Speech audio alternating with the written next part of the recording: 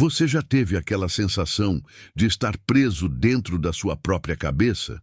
Aquele peso que você carrega sozinho, no silêncio da madrugada, quando todo mundo dorme e você fica ali, olhando para o teto, sentindo que alguma coisa não está certa? Pode ser uma ansiedade que não tem nome. Pode ser uma culpa que você não consegue explicar. Pode ser só o peso de viver num mundo que não para, que cobra, que aperta, que exige, e você ali tentando respirar, tentando encontrar algum sentido, mas a mente não para, os pensamentos não param. É como se você estivesse numa corrente invisível que te arrasta para baixo, e por mais que você tente nadar, você cansa. Você cansa de lutar contra você mesmo. E sabe o que é mais doloroso? É perceber que, às vezes, o maior inimigo não está lá fora. Não é o patrão difícil, não é a conta que venceu, não é a pessoa que te magoou. O maior inimigo está aqui dentro. São os pensamentos que você alimenta sem perceber. São as mentiras que você acredita sobre você mesmo. São as imagens que você projeta no futuro, sempre sombrias, sempre pessimistas, sempre cheias de medo. E aí você vive numa prisão que ninguém vê. Uma prisão sem grades, sem muros, mas tão real quanto qualquer outra. Porque a verdade, meu amigo, minha amiga, é que a sua mente pode ser o seu campo de batalha mais feroz. E Jesus sabia disso. Jesus entendeu, desde o começo, que a verdadeira luta da vida humana acontece no lugar mais silencioso, mais escondido, mais íntimo que existe, o coração e a mente. Ele disse uma coisa que a maioria das pessoas ignora, mas que muda tudo quando você realmente entende. Em Marcos capítulo 7, versículo 21, Jesus falou assim: é de dentro do coração das pessoas que saem os maus pensamentos, imoralidades, roubos, homicídios, adultérios, cobiças, maldades, engano, sensualidade, inveja, calúnia, orgulho e insensatez. Escuta isso com atenção. Ele não disse que o problema vem de fora. Ele não disse que é o mundo que te destrói. Ele disse que é de dentro, do coração, da mente. É ali que tudo começa. E isso é ao mesmo tempo a notícia mais difícil e a mais libertadora que você pode ouvir. Porque se o problema está dentro, então a solução também pode estar dentro. Se a prisão está na sua mente, então a chave também está na sua mente. E Jesus veio te entregar essa chave. Ele disse, em João capítulo 8, versículo 32, vocês conhecerão a verdade, e a verdade os libertará. E logo depois, no versículo 36, se o Filho os libertar, vocês serão verdadeiramente livres. Pensa nisso, liberdade verdadeira. Não é liberdade de circunstâncias, não é liberdade financeira, não é liberdade de ter tudo o que você quer. É liberdade da prisão invisível. É liberdade de ser quem você foi criado para ser, mesmo quando tudo ao redor está desmoronando. Agora, deixa eu te mostrar como isso funciona na prática. Porque não adianta nada eu ficar aqui falando de teoria bonita se você não entender o mecanismo. Como é que um pensamento se transforma em destino? Como é que uma ideia na sua cabeça pode acabar moldando a sua vida inteira? Vou te contar. Começa com um pensamento, simples assim. Um pensamento pequeno, frágil, quase nada. Pode ser uma dúvida, será que eu consigo? Pode ser um medo, e se eu falhar? Pode ser uma comparação, todo mundo está melhor que eu. E esse pensamento, se você deixar, ele não fica sozinho. Ele chama outros pensamentos parecidos. Eles se juntam, formam uma narrativa, viram uma história que você conta para si mesmo. E aí essa história vira uma crença. E a crença comanda as suas ações. Você age de acordo com o que você acredita. Se você acredita que é incapaz, você nem tenta. Se você acredita que Deus te esqueceu, você para de orar. Se você acredita que não tem saída, você desiste antes mesmo de começar. E as suas ações, elas criam resultados. E os resultados confirmam a crença. E aí você olha para a sua vida e diz, tá vendo? Eu sabia. Eu sabia que não ia dar certo. Mas você não entende que você mesmo construiu isso. Você plantou a semente da dúvida, regou com medo, cultivou com pensamentos negativos e agora está colhendo o fruto amargo.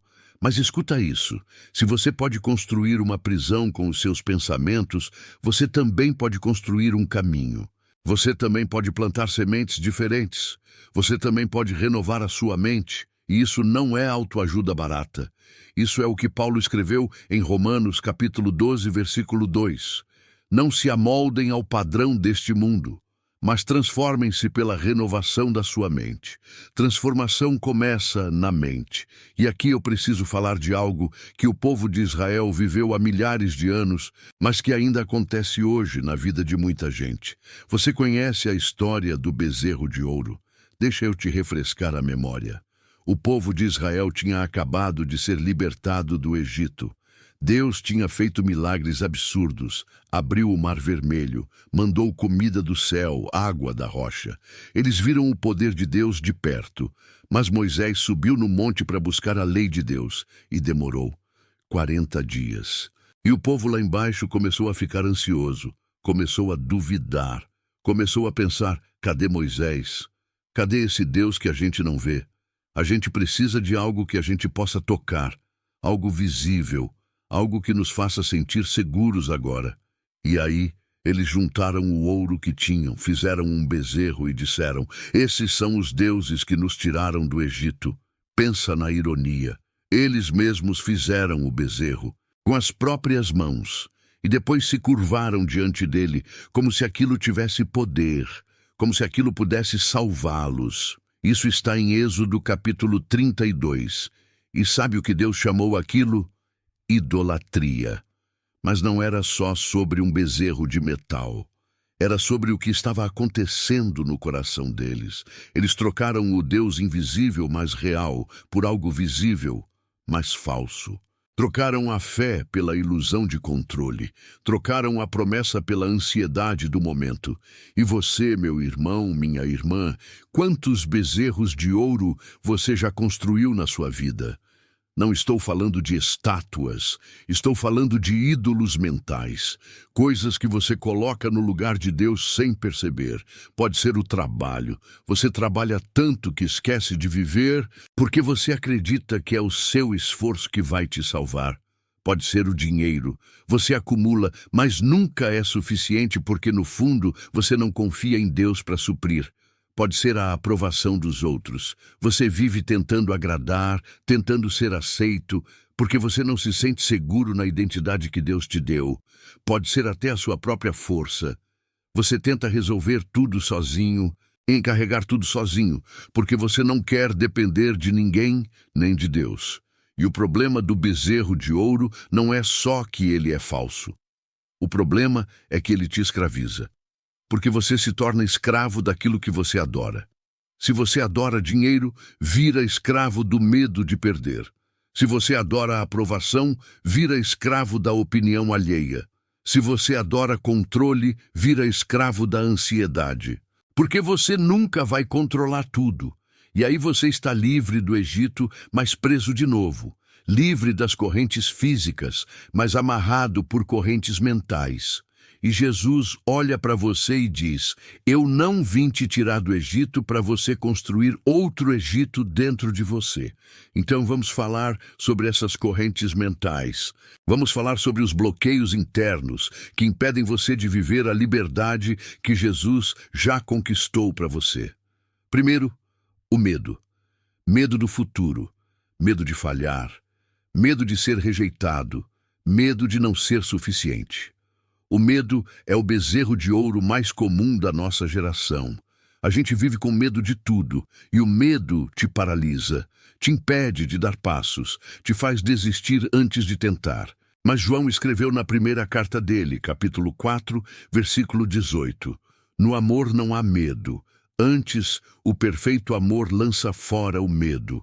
Quando você entende o amor de Deus por você, o medo perde o poder. Porque o amor de Deus não depende do seu desempenho. Ele te ama no seu pior dia. Ele te ama quando você falha. Ele te ama quando você duvida. E esse amor é a verdade que destrói a mentira do medo. Segundo bloqueio, a culpa.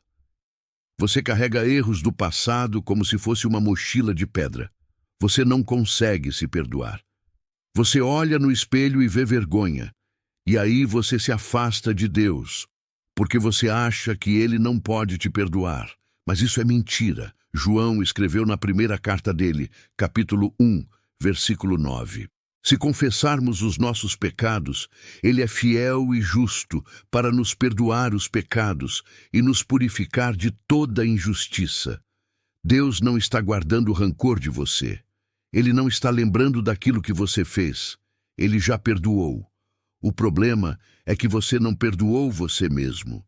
E enquanto você não soltar isso, você vai viver numa prisão que Deus já abriu. Terceiro bloqueio, a dúvida. Você ora, mas não acredita que Deus vai responder. Você lê a Bíblia, mas não acredita que aquilo é para você. Você até vai na igreja, mas no fundo você acha que Deus é para todo mundo, menos para você. E a dúvida é como um buraco no bolso. Você recebe, mas não retém nada. Lembra de Pedro? Ele estava no barco com os discípulos no meio da tempestade e viu Jesus andando sobre as águas. E Jesus disse, vem. E Pedro desceu do barco, e ele andou. Ele andou sobre a água, mas então ele olhou para o vento, viu as ondas e duvidou, e afundou. Jesus pegou ele e disse, homem de pequena fé, por que você duvidou? Isso está em Mateus capítulo 14. A dúvida te afunda, não porque Deus não tem poder, mas porque você tira os olhos dele e olha para o problema. Quarto bloqueio, a mágoa. Você foi ferido. Alguém te traiu, te abandonou, te humilhou. E você guardou isso. Você alimenta essa mágoa todo dia. E aí Jesus vem e diz algo que é difícil de engolir. Ele diz em Mateus capítulo 6, versículos 14 e 15. Se vocês perdoarem aos outros as ofensas deles, o Pai Celestial também perdoará vocês. Mas se vocês não perdoarem aos outros, o Pai Celestial não perdoará as ofensas de vocês. Pensa nisso. Perdão não é opcional. Não é algo que você faz se tiver vontade. É o caminho da liberdade. Porque quando você não perdoa, você fica preso à pessoa que te machucou. Você carrega ela na sua mente todo dia. Você revive a dor todo dia. Perdoar não é dizer que está tudo bem. Perdoar é soltar a corda. É deixar Deus cuidar da justiça. É escolher a sua paz acima da sua vingança. Quinto bloqueio, a ansiedade. Preocupação com o amanhã, com o dinheiro, com a saúde, com os filhos, com tudo. E Jesus olha para você e diz em Mateus capítulo 6, versículo 34. Não se preocupem com o amanhã, pois o amanhã trará as suas próprias preocupações. Basta a cada dia o seu próprio mal. Ele não está dizendo para você ser irresponsável. Ele está dizendo para você confiar, para você viver um dia de cada vez, para você não carregar o peso de um futuro que ainda não chegou. Porque a ansiedade rouba o seu hoje. Ela te impede de ver as bênçãos que você já tem. Ela te cega para a presença de Deus agora. Agora, como é que você quebra essas correntes? Como é que você renova a mente de verdade? Não é mágica, não é instantâneo, é um treino espiritual. É uma disciplina diária. E Jesus te deu as ferramentas. Primeiro, você precisa capturar os pensamentos. Paulo escreveu em 2 Coríntios capítulo 10, versículo 5. Nós demolimos argumentos e toda pretensão que se levanta contra o conhecimento de Deus e levamos cativo todo pensamento para torná-lo obediente a Cristo. Levar cativo significa que você não deixa o pensamento solto. Você para, identifica e pergunta. Isso é verdade? Isso vem de Deus ou vem do medo? Isso edifica ou destrói? E se não for de Deus, você joga fora. Segundo, você substitui a mentira pela verdade. Não basta tirar o pensamento ruim, você precisa colocar algo no lugar. Se o pensamento diz, eu não sou capaz, você responde com a verdade. Eu posso todas as coisas naquele que me fortalece. Se o pensamento diz, Deus me esqueceu, Você responde: Ele nunca me deixará nem me abandonará. Se o pensamento diz: eu não tenho valor, você responde: eu sou filho de Deus, criado à sua imagem, comprado pelo sangue de Jesus. E você fala isso em voz alta, porque a fé vem pelo ouvir. Quando você ouve a sua própria voz declarando a verdade, alguma coisa muda dentro de você. Terceiro, você guarda as entradas. Filipenses capítulo 4, versículo 8 diz: tudo o que for verdadeiro, tudo o que for nobre, tudo o que for correto, tudo o que for puro, tudo o que for amável, tudo o que for de boa fama, se houver algo de excelente ou digno de louvor, pensem nessas coisas. O que você consome determina o que você pensa. Se você passa o dia inteiro vendo notícia ruim, reclamação, comparação nas redes sociais, a sua mente vai ficar cheia de lixo. Mas se você enche a mente com a palavra, com adoração, com gratidão, com verdade, você vai colher frutos diferentes. Quarto, você pratica a gratidão. Todo dia, antes de dormir, você para e agradece. 3 coisas.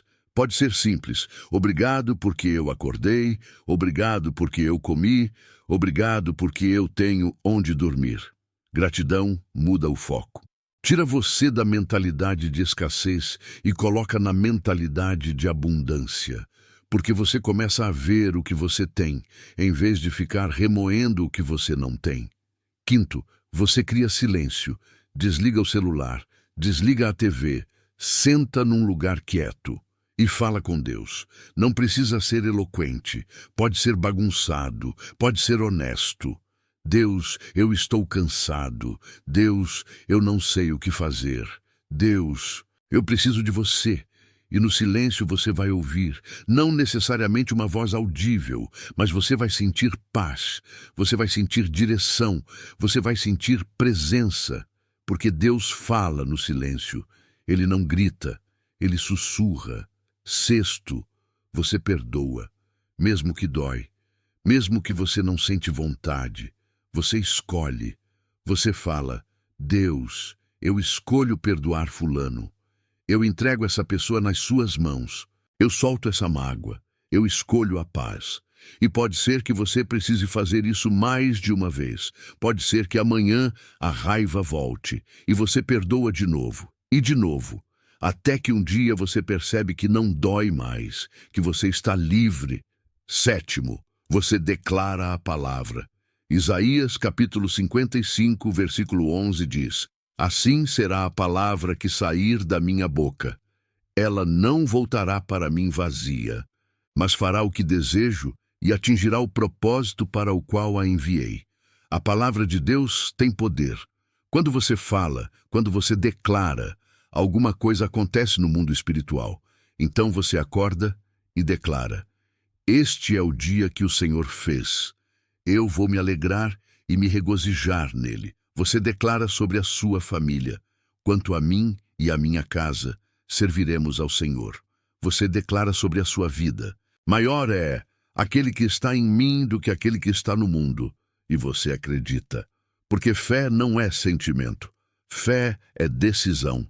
Escuta, eu sei que não é fácil. Eu sei que tem dia que você vai acordar e a primeira coisa que vem na sua mente é um pensamento negro. Eu sei que tem dia que a ansiedade aperta tanto que você mal consegue respirar. Eu sei que tem momento que você olha para a vida e pensa: será que vale a pena? E eu quero te dizer: vale. Vale a pena lutar por liberdade, vale a pena treinar a sua mente, vale a pena crer quando tudo diz para você desistir, porque você não está sozinho nessa batalha. Jesus está com você, o Espírito Santo está em você e Deus está por você. E se Deus é por você, quem será contra? Imagina isso comigo. Imagina que a sua mente é um jardim e por anos você deixou esse jardim abandonado. Cresceu mato, espinho, erva daninha, pensamentos ruins, crenças mentirosas, medos antigos.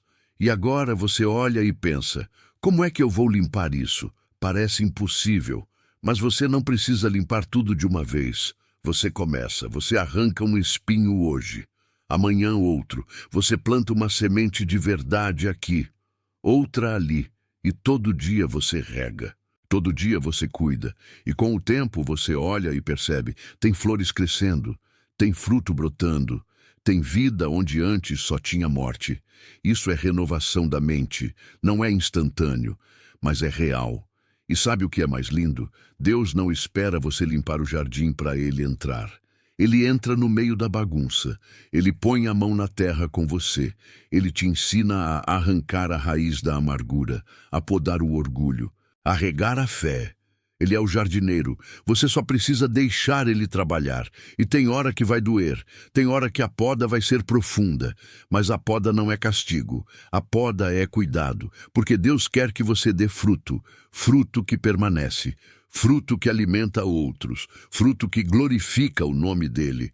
Agora eu quero que você visualize outra coisa. Imagina uma porta pesada, trancada. E do outro lado dessa porta está tudo o que Deus tem para você: paz, propósito, alegria, liberdade. Mas a porta está trancada e você tem a chave na mão. A chave é a verdade, a chave é a palavra, a chave é a fé. Mas você precisa usar a chave, você precisa girar, você precisa empurrar, e quando você abre, a luz entra e você vê que o que te prendia não era a porta, era o medo de abrir. Era a dúvida de que tinha algo do outro lado. Era a crença de que você não merecia entrar. Mas Jesus já pagou o preço. Ele já abriu o caminho. Ele te deu a chave. Agora você só precisa usar. E eu quero te fazer uma pergunta. O que você vai escolher? Porque no fim das contas, é uma escolha. Você pode continuar alimentando os mesmos pensamentos que te prendem. Pode continuar culpando as circunstâncias, culpando as pessoas, culpando Deus. Pode continuar construindo bezerros de ouro, buscando segurança em coisas que não podem te salvar. Ou você pode escolher diferente. Você pode escolher renovar a sua mente. Você pode escolher crer na verdade. Você pode escolher confiar em Deus, mesmo quando você não entende o plano. Você pode escolher perdoar, mesmo quando dói. Você pode escolher a fé, mesmo quando tudo diz para você duvidar. E essa escolha, meu amigo, minha amiga, não é uma vez só. É todo dia. Às vezes é toda hora. É acordar e escolher. É no meio da ansiedade, parar e escolher. É na dor da rejeição, respirar e escolher. É na tempestade, fixar os olhos em Jesus e escolher. Porque a vida cristã não é ausência de luta. É vitória no meio da luta. Não é ausência de dor. É paz no meio da dor. Não é ausência de dúvida. É fé maior que a dúvida. E você vai tropeçar. Você vai cair. Você vai ter dias que você vai olhar para trás e pensar: eu não aprendi nada. Mas aí você levanta, porque Deus não te chama de perfeito, Ele te chama de filho, e filho pode errar, filho pode cair, mas filho sempre tem um pai, esperando de braços abertos. Então hoje, agora, nesse momento, eu quero te convidar a fazer uma oração comigo. Não precisa ser em voz alta, pode ser só no seu coração, mas fala com Deus, fala de verdade. Deus, eu reconheço que a minha mente tem sido um campo de batalha. Eu reconheço que eu tenho alimentado pensamentos que não vêm de ti. Eu tenho construído ídolos. Eu tenho duvidado do teu amor. Eu tenho carregado culpa, medo, mágoa. E hoje eu escolho diferente. Eu escolho a verdade. Eu escolho renovar a minha mente. Eu escolho confiar em ti, mesmo quando eu não entendo. Eu entrego os meus pensamentos a ti. Eu peço que o teu Espírito Santo me ensine a pensar como Jesus pensa, a ver como Jesus vê, a crer como Jesus creu. Eu escolho a liberdade que tu conquistaste para mim na cruz. E eu declaro que eu sou livre, livre do medo, livre da culpa, livre da dúvida, livre da mágoa. Eu sou filho, eu sou filha do Deus Altíssimo, e nada, absolutamente nada, pode me separar do teu amor. Em nome de Jesus, amém. Respira fundo. Deixa isso cair no teu coração. Porque isso não é só uma oração bonita. É uma declaração de guerra contra tudo que tem te aprisionado. É você dizendo: chega, eu não vou mais viver assim. Eu não vou mais ser escravo da minha própria mente. Eu vou lutar por liberdade. E Deus está do seu lado nessa luta. Ele já venceu. Agora é você aplicar a vitória dele na sua vida. É você treinar. É você perseverar. É você não desistir, mesmo quando parecer que nada mudou. Porque a transformação é real. Ela é possível. Ela está acontecendo agora enquanto você crê. E se você chegou até aqui, se você ouviu até agora, eu quero te pedir uma coisa. Se isso tocou o teu coração, se isso fez sentido, se você sentiu que Deus falou com você através dessa palavra, deixe um comentário. Pode ser simples, pode ser só: eu escolho renovar minha mente, ou eu escolho a fé. Porque quando você escreve, quando você declara, você está firmando um compromisso. Você está dizendo: eu ouvi e eu vou aplicar. E se inscreve no canal, porque eu quero continuar caminhando com você nessa jornada. Eu quero continuar te lembrando da verdade. Eu quero continuar te apontando para Jesus. E compartilha esse vídeo com alguém que você sabe que precisa ouvir isso.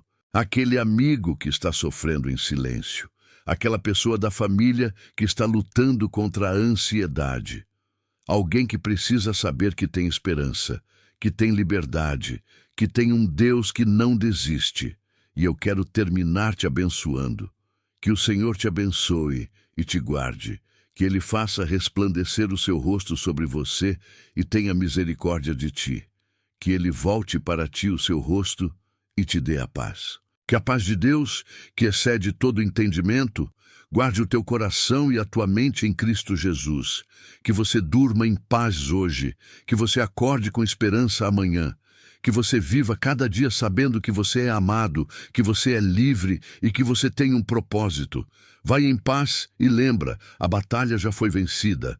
Agora é só você andar na vitória.